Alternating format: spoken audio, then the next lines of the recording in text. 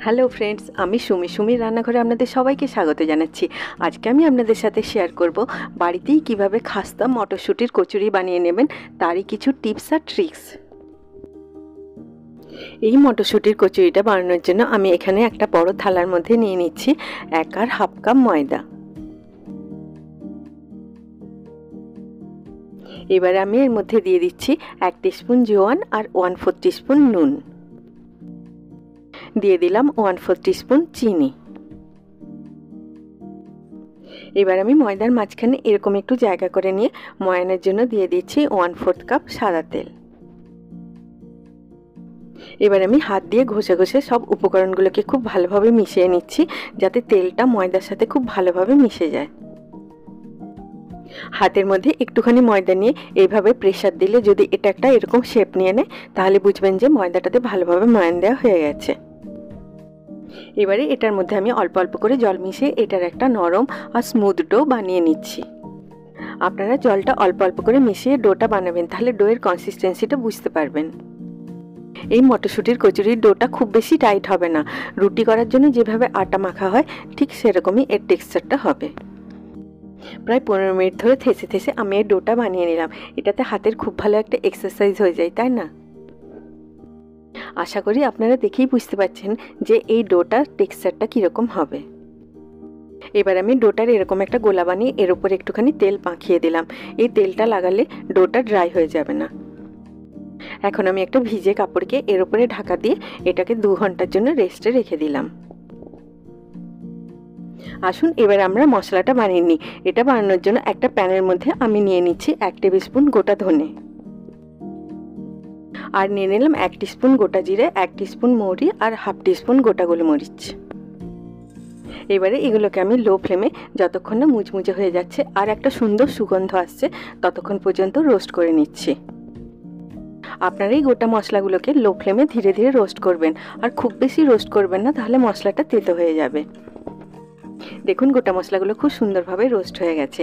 এবারে এগুলোকে আমি রুম টেম্পারেচারে ঠান্ডা করে একটা গ্রাইন্ডিং জারের মধ্যে নিয়ে এগুলোর একটা দানাদার বা কোর্স পাউডার বানিয়ে নিলাম। এবারে মশলাটাকে আমি একটা বোলের মধ্যে রেখে নিয়ে এই একই গ্রাইন্ডিং জারের মধ্যে নিয়ে নিচ্ছি 2 ইঞ্চের মতো আদা আর 4টে কাঁচা লঙ্কা। কোনো জল অ্যাড না করে এগুলোর আমি একটা দানাদার পেস্ট বানিয়ে নিলাম। মশলাগুলো দানাদার থাকবে, আপনারা সেইভাবেই এগুলোকে গ্রাইন্ড করবেন, তাহলে এই মটরশুঁটির কচুরিটা থেকে খুব সুন্দর একটা টেস্ট আসে। এবারে আসুন আমরা মটরশুঁটির কচুরির স্টাফিংটা বানিয়ে নিই। এটা বানানোর জন্য আমি একটা কড়াইয়ের মধ্যে গরম করে নিচ্ছি 1 টিস্পুন সাদা তেল। এবার আমি এর মধ্যে দিয়ে দিলাম 1 কাপ মতো ফ্রেশ মটরশুঁটি। আমার এই ভিডিওটি যদি আপনাদের ভালো লাগে আপনারা নিশ্চয়ই লাইক করবেন। আপনাদের এক একটা লাইক আমার কাছে অনেক বেশি মূল্যবান। একটু নাড়াচাড়া করে নিয়ে এর মধ্যে আমি দিয়ে দিলাম স্বাদ মতো নুন আর 1/4 টিস্পুন হিং। আপনারা নুনটা একটু দেখে দেবেন, কারণ আমরা ডোটা বানানোর সময়তেও নুন দিয়েছিলাম। সব উপকরণগুলোকে মিডিয়াম ফ্লেমে খুব ভালোভাবে মিশিয়ে নিয়ে আমি এর মধ্যে দিয়ে দিলাম তৈরি করা আদা আর কাঁচা লঙ্কার পেস্টটা। মশলাটাকে আমি মটরশুঁটির সাথে খুব ভালোভাবে মিশিয়ে নিলাম। এবার আমি এটাকে ঢাকা দিয়ে লো ফ্লেমে যতক্ষণ না মটরশুঁটিগুলো নরম হচ্ছে ততক্ষণ পর্যন্ত কুক করে নিচ্ছি। এই মটরশুঁটির মরশুমে আপনারা এইভাবে একবার মটরশুঁটির কচুরি বানিয়ে দেখুন, আপনাদের বারবার বানাতে ইচ্ছে করবে। দেখুন মটরশুঁটিগুলো মোটামুটি নরম হয়ে গেছে। এগুলোকে খুব বেশিও সেদ্ধ করার দরকার নেই, আপনারা এগুলোকে 3 থেকে 5 মিনিটের মতো লো ফ্লেমে সেদ্ধ করে নেবেন। ভালোভাবে নাড়াচাড়া করে নিয়ে আমি এর মধ্যে দিয়ে দিলাম 1 টিস্পুন আমচুর পাউডার। এবারে দিয়ে দিলাম তৈরি করা মশলার পাউডারটা। এই মশলাটা দেওয়ার পর আর বেশি ভাজার দরকার নেই, কারণ এগুলো আগের থেকেই রোস্ট করা আছে, তাই আমি লো ফ্লেমে একটুখানি নাড়াচাড়া করে নিয়ে গ্যাসের ফ্লেমটাকে অফ করে দিলাম। এবার আমি এই মটরশুঁটিগুলোকে একটা গ্রাইন্ডিং জারের মধ্যে নিয়ে রুম টেম্পারেচারে ঠান্ডা করে নিচ্ছি। দেখুন মটরশুঁটিগুলো ঠিক এতটাই সেদ্ধ হবে। এটা ঠান্ডা হয়ে যাবার পর এটাকে গ্রাইন্ড করে নিয়ে আমি এরকম একটা দানাদার পেস্ট বানিয়ে নিলাম। আপনারা এটার কোনো স্মুথ পেস্ট বানাবেন না, এটার টেক্সচারটা এরকম দানাদারই রাখবেন, কারণ মটরশুঁটির কচুরির স্টাফিংটা এরকম দানাদারই হয়। দেখুন কচুরির জন্য পারফেক্ট স্টাফিং তৈরি হয়ে গেল। 2 ঘন্টা পরে কচুরির ডোটাও রেডি হয়ে গেছে। এটাকে আমি আরও 1 মিনিটের মতো মেখে নিলাম। আপনারা ডোটাকে দেখেই বুঝতে পারছেন যে এটা নরম আর স্মুথ হয়েছে। এবারে ডোটাকে আমি 7টা ভাগে ভাগ করে নিয়ে হাতের মধ্যে নিয়ে একটু প্রেসার দিয়ে এরকমভাবে গোল গোল লেচি বানিয়ে নিলাম। আপনারা এই কচুরিগুলোর সাইজ আপনাদের ইচ্ছে মতো ছোটো বড়ো করতে পারেন। এবার আমি একটা লেচি নিয়ে এরকমভাবে একটা কাপ বা বোলের মতো শেপ দিয়ে দিলাম। আপনারা আমার চ্যানেলটিকে সাবস্ক্রাইব করতে ভুলবেন না, আর পাশে থাকা বেল আইকনটি নিশ্চয়ই প্রেস করে দেবেন, তাহলে আমি যখনই নতুন কোনো ভিডিও আপলোড করব তার নোটিফিকেশান ঠিক আপনার কাছে পৌঁছে যাবে। এবারে এর ঠিক মাঝখানটাতে আমি 1 টেবিল স্পুনের মতো স্টাফিং দিয়ে দিলাম।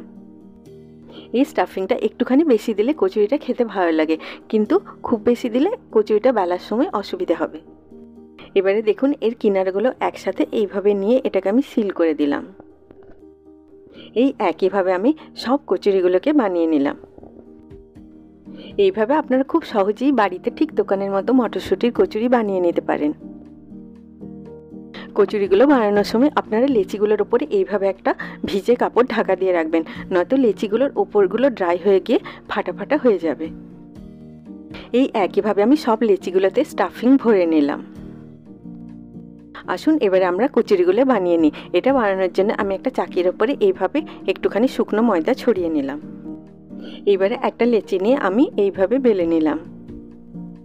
এই কচুরিটাকে আপনারা সেন্টার থেকে বাইরের দিকে প্রেসার দিয়ে বেলবেন, তাহলে স্টাফিংটা কচুরির চারদিকে ভালোভাবে স্প্রেড হয়ে যাবে।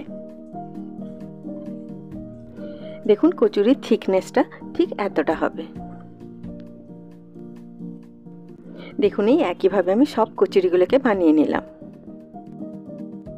এবারে এগুলোকে আমি ডিপ ফ্রাই করার জন্য একটা কড়াইয়ের মধ্যে সাদা তেল গরম করে নিলাম।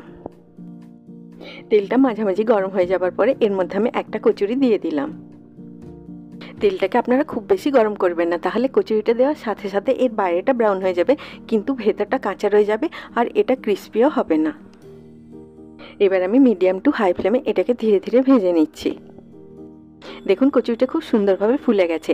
এবারে এটাকে আমি উল্টে পাল্টে নিয়ে দুদিকটা সুন্দর একটা গোল্ডেন ব্রাউন কালার আসা পর্যন্ত ভেজে নিলাম।